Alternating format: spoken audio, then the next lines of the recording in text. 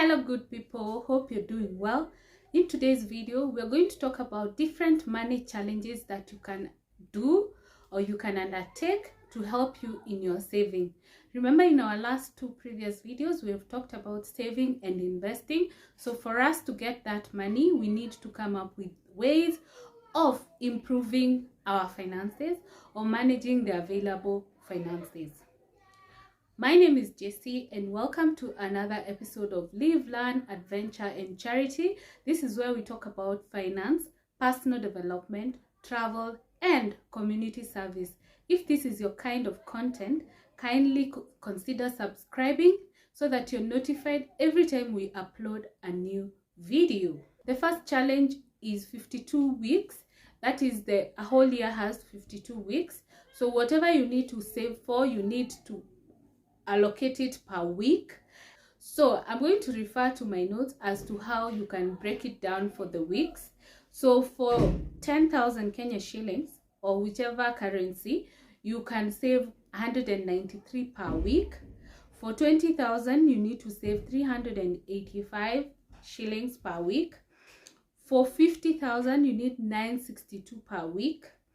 For 100,000, you need 1,924 per week. For 500,000, you need 9,616 per week. And for 1 million, you need 19,231.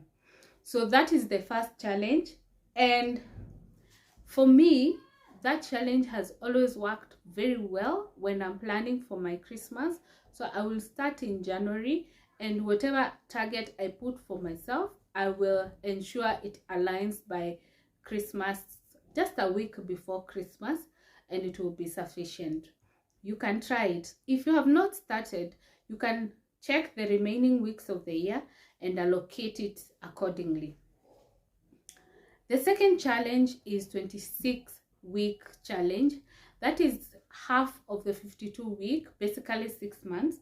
For instance, if you have a project you want to achieve in 6 months, you just need to take the amount that you require, you divide it by 6 months in terms of weeks, being 26 weeks, and then per week you save. If you ask me, the best way to save is not to put in your piggy bank, but to put it somewhere the money will grow. Perhaps maybe it can take you even a lesser period to save. If you put the money somewhere it can grow, no matter how small, even if it is a savings account. Sometimes I see even the circles have savings accounts nowadays. So you can also compare between your bank and your circle, which one is giving a better rate. Of course, we talked about unit trust, so that is also something you can consider. The next challenge is 365 days challenge. This is a daily saving. You commit to save for 365 days. Actually, this one you don't have to start on the 1st of January. You can start from the day you set in line with your goals. For instance, if you want to achieve something by next year and you're targeting maybe May, you can start 1st May of this year or 1st April of this year and see how much and allocate each and every day the amount that you'll be saving, and that way you'll be able to achieve your goal. Remember, you need to allocate equally, and if you're maybe for any reason you're behind, ensure you catch up as soon as possible, because if you have backlog, then you will not be able to achieve your goal. The next challenge I'm going to talk about is a monthly challenge. Some people may prefer maybe a check off, or you just get to pay every month when you get your pay, for those who are paid monthly. So it is another good way of saving. Like we said in previous videos, you can automate the savings. So the moment your pay gets into the account, then it goes to your savings. Again, because this is also an important one, like the 56 week, I'm going to highlight what it takes to save specific amounts.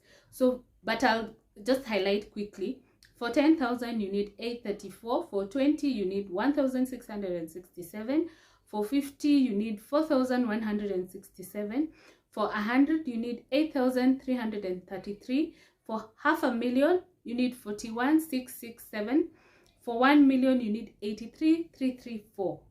So at least if you're not able to fit in the 52-week or the weekly challenges, you can consider the monthly challenge, you can consider the daily challenge. The options are there for people who get their pay every day, others who get their pay on a monthly basis. So the choice is yours. The next challenge is no spending challenge, and this is whereby, of course, the basics you don't compromise, but for all the other expenses, you're expected to, 1, to stick to the budget, 2, you can consider doing away with some of them, so that way you'll be able to control your spending. The next challenge is no eating out challenge. This is actually an easier one to do in most cases, because you can decide not to be eating out, and there are 2 ways you can fix it. 1, you can decide if you're not eating out, then you make some interesting food in the house, you come up with recipes. You can always be more creative. Those things that you desire to eat out, you can look for ways of ensuring that you can cook them at home.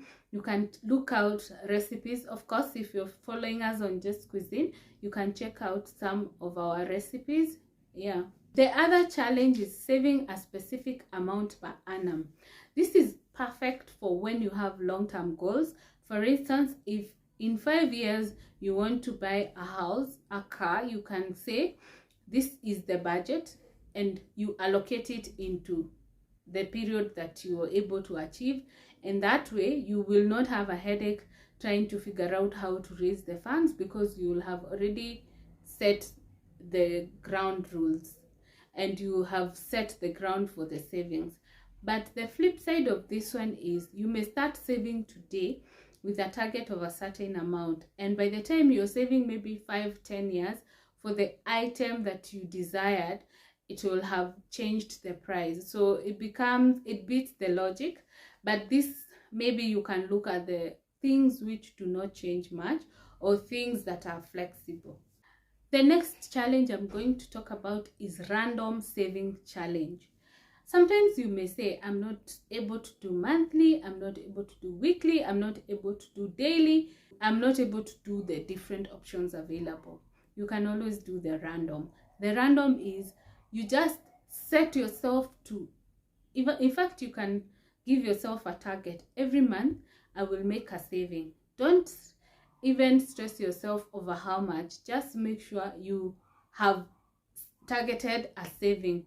For instance, this is a good saving for when you don't have an emergency fund, because it will boost your emergency fund slowly, but at least there's an effort. But it is not good for when you're saving for a specific thing, because it means you will not have an amount, and it will beat the logic of the saving. The next challenge is holiday helper challenge. This is when you're planning for a holiday, and you just need to ensure that you align your saving with the holiday. For instance, if you have an annual holiday as a family, you plan at the beginning of the year and you start saving.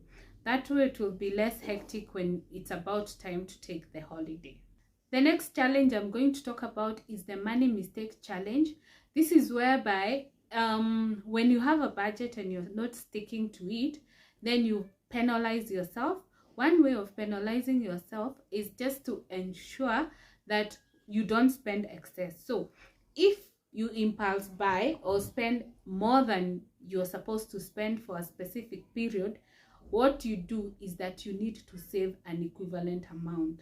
This will help tame your impulse buying and tame your sticking to the budget. For instance, if your budget for clothes was 500, and then you exceed it to 2,000, then you save the same amount. This is like a punishment to keep tabs with how you're spending, how you're managing your budget. Of course, the next ultimate challenge is ensuring that you come up with a budget and you stick to it. If you don't stick to your budget, then all these challenges, you cannot be able to do them because they require a lot of discipline, and sticking to your budget is one of the major disciplines that is expected when you're working towards your saving goals. The next challenge is saving a percentage of your income. So if you can decide to say 10% of my income goes to savings, that is always a plus. Then you can even do more than 10, but I'm just giving an example. That way you automate it and you will not be tempted to spend the money, and whatever is remaining, then you can enjoy it. The next challenge is saving your raise. If you get an increment today, if you have been surviving without it, you can consider saving it to help you achieve your goals. Comment down below if you have ever tried any of these challenges. The next challenge is cancellation challenge. In previous videos, we have talked about canceling some of your subscriptions if you're not using them. Like I said, I canceled my GoTV because whatever I was watching there, I can be able to watch it online. So nowadays I don't pay. So for that amount, you can decide to be saving it for you, to help you achieve your goals. So whatever you decided to remove from your list, please save the cash. You are not just putting aside for the sake of canceling the subscription. I'm sure sometimes you just want to have them and to feel the luxury, but if you have made a sacrifice, make proper use of the funds. The next challenge is the weather savings challenge. This is an interesting one because you get to save based on the temperatures of the day. For instance, if today is at 28 degrees Celsius, you save 28. If tomorrow is at 10, like that, this is quite interesting, and especially for those people who are keen to follow the weather, it will be an awesome one. So you can always consider it. The next thing is saving excess at the end of your budgeting. I don't want to say at the end of the month, I want to say at the end of your budgeting.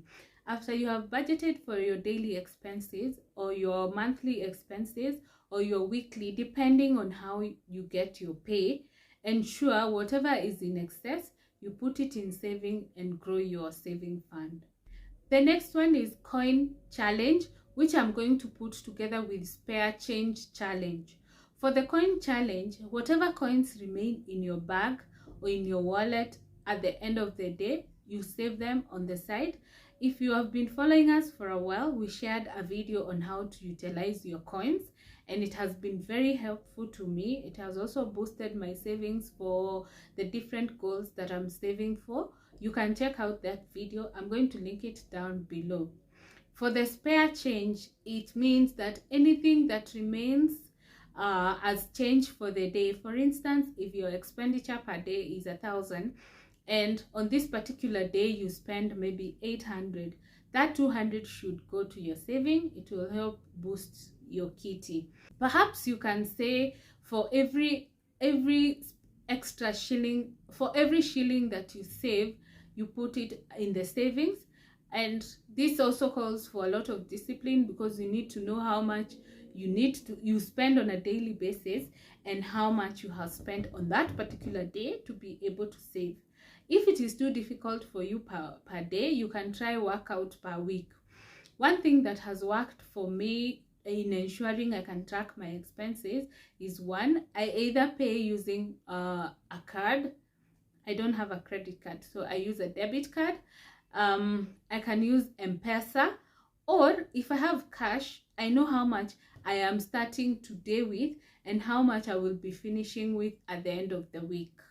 So maybe you do not want to stress yourself trying to do daily calculation, but you can ease your work by using the different modes of payment.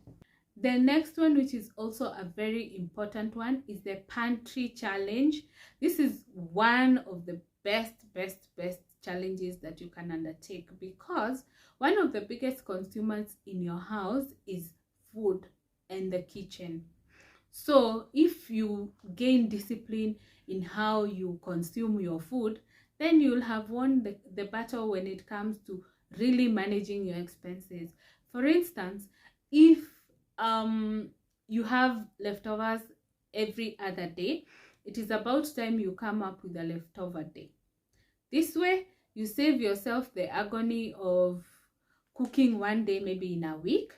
The next thing is that you save yourself expenses of buying food and wasting the food. That happened to me sometimes back. I think there is a day I did a video again on Just Cuisine where I just decided to go through my fridge, and I really had a lot of leftovers which had gone bad because we just put the leftovers and we don't eat. But from that day, I took a decision to ensure that the pantry is cleared every week, so we have a leftover day. When the leftovers are boring, you can cook one fresh meal and you add it to the leftover. So that's something you can try out.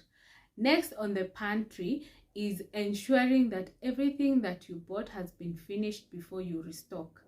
So many of us, myself included, we have a habit of avoiding the things that you don't like. Like personally, I don't like green grams. So if we are cooking green grams for a specific day, I would almost say, can we substitute with something else? And then what will happen is they will just stay there for long before they are cooked. And we are the same people who have bought. So why should I buy and then not cook? If I don't want to cook, then I should not buy. And if I buy, I should just ensure they are cooked before they go bad. That's all we're going to talk about today. Of course, like I said, on this channel, we talk about finance, personal development, travel, and community service. If this is your kind of content, kindly ensure you subscribe so that every time we upload a new video, you are notified. Thank you so much for always coming back to watch our videos. And for anyone watching for the very first time, thank you so much for clicking. Remember, we value your feedback. We would love to know the topics you want us to talk about. This channel is all about the two of us. I can't just talk about topics, and most of these topics are inspired by you. So thank you so much for always giving us feedback, and we continue to look forward to your feedback so that we can share what you want us to share. Thank you so much, and see you on our next one. Bye.